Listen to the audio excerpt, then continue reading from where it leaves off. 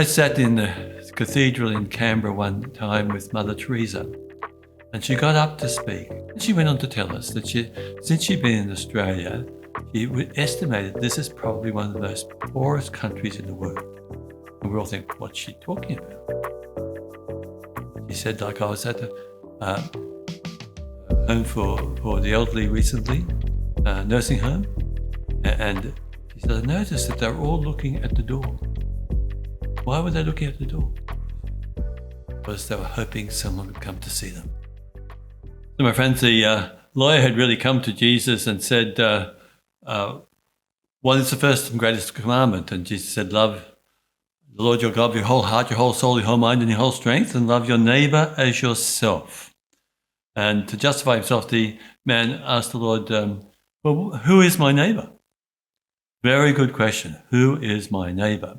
And Jesus answers it with a story.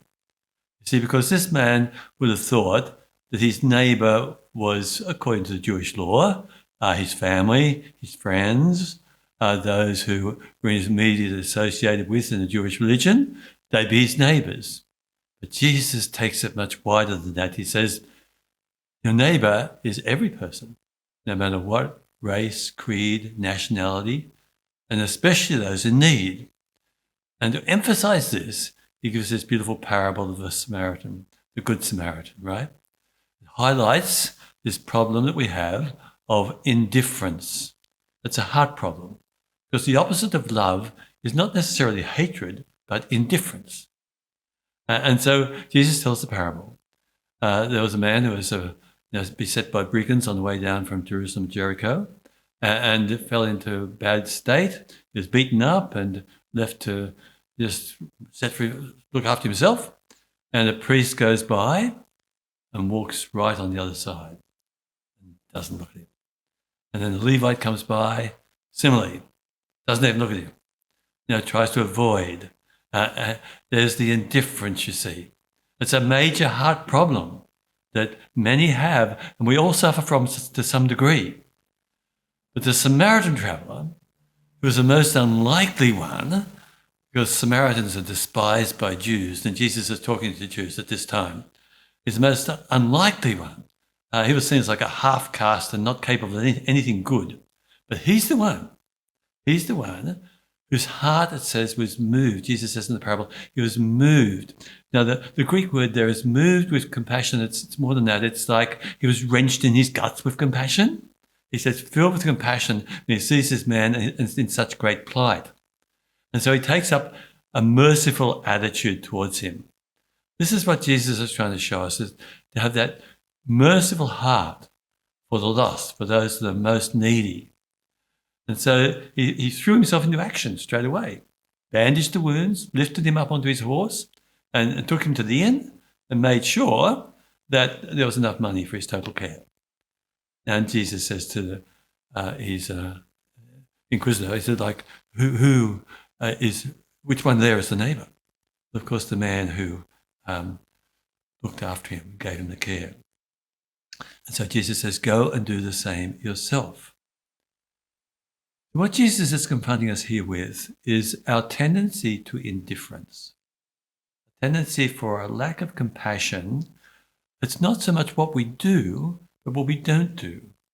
It's not so much what we see, but what we don't see, what we aren't in touch with, because we're not really moving with the heart of the Lord.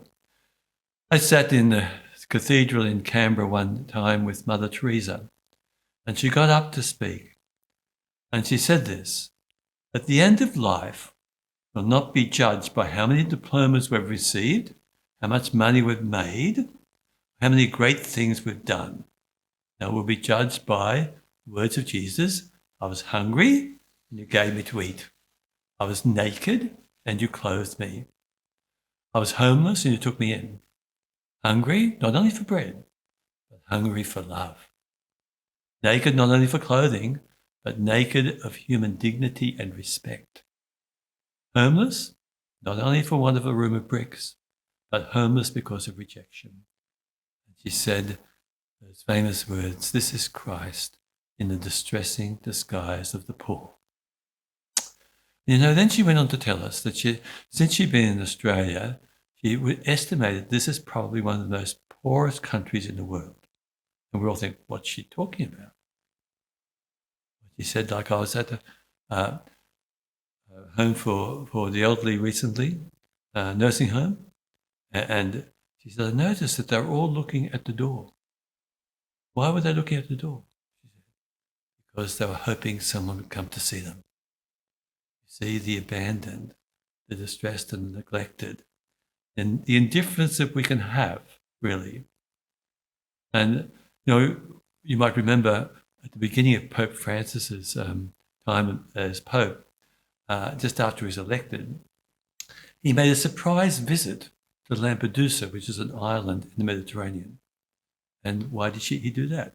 Well, because close to that island, there were lots of people who had died, who were trying to get in shonky boats across from Africa to Italy. They didn't quite make it. They sank in the Mediterranean. He went there to pray and to raise the awareness of the world that people, especially refugees, are dying every day in plights like this because nobody cares. And he shook the complacency of the world, I think, in going to that place. He said this, has any one of us grieved for the death of these brothers and sisters who had just died through drowning, that boat just sank on? Has any one of us wept for these persons who were on the boat? For the young mothers who were carrying children, babies? These men, those men who were looking for support for their families? So he challenged us that culture of comfort leads to indifference. And to not being able to have the eyes to see, not being able to have the heart to grasp the suffering of the poor, that we're all in some way, because of our comfortable society, we as it were, have glazed windows where we can't see anymore or can't hear. So we can't hear the cry of the poor, really, through those glazed windows, insensitive to the poor. This message of the parable is so powerful because those good men walked past, the priest and the Levite. They didn't stop and try to help. They weren't moved with the heart of the Lord. And so for ourselves too, we can think of opportunities we have to help, opportunities to reach out to people, opportunities where, in a simple way to sort of listen to someone, comfort someone, be with them in their need, bring something for them if they need to eat, that sort of thing. We say, no, it doesn't affect me. It's not my problem. It doesn't concern me. So we're unable to hear the cry of the poor. He talked about the globalization of indifference. Globalization of indifference has taken from us the ability to weep. Now he says, have you ever wept? As you watch on TV, or have you got what they call compassion fatigue? Probably many of us have compassion fatigue, as it were.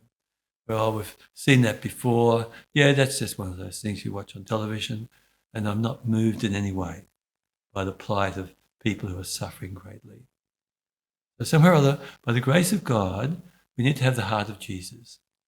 That's Good Samaritan expresses the heart of Jesus. When he stopped, and it says his heart was moved, his heart was wrenched as he saw this man in great plight, great difficulty, and he had to do something about it.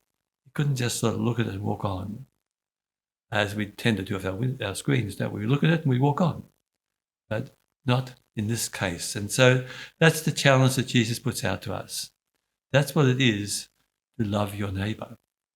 Love your neighbour is not just love the person next door, although that might be a big challenge too.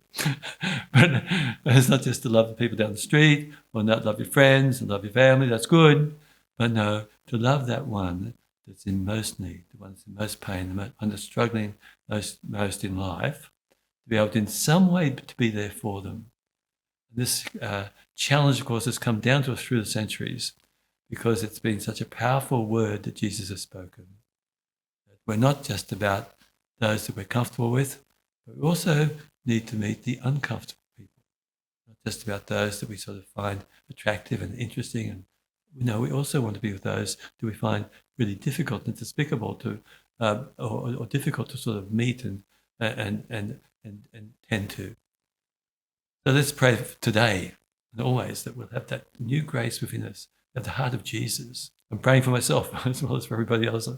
Let's pray for that heart of Jesus that will be wrenched inside as we look out upon the poorest of the poor and find a way in which we can engage and be who we're called to be, Christ in the world today.